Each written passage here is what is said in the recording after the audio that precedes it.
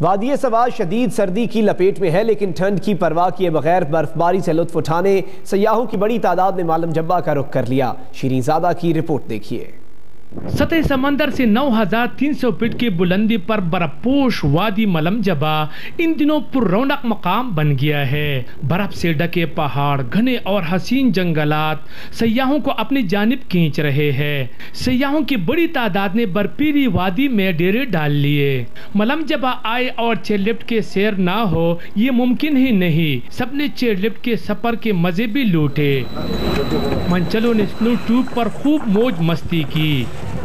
بہت خوبصورت ہے، دیکھیں کتنی مطلب یہاں پہ وادیاں ہیں، خوبصورتی ہے بہت زیادہ اور بہت اچھی جگہ ہے، بہت پرسکون جگہ ہے۔ یہ بہت اچھا ہے، میں نے ایکسپیرینس اس کا کیا ہے، فرسٹ ٹائم کیا تھا لیکن بہت اچھا ایکسپیرینس رہا ہے میرا۔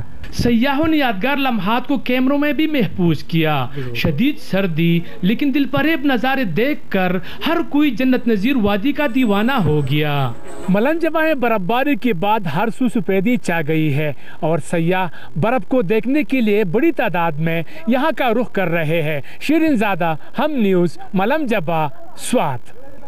بلتستان میں خون جما دینے والی سردی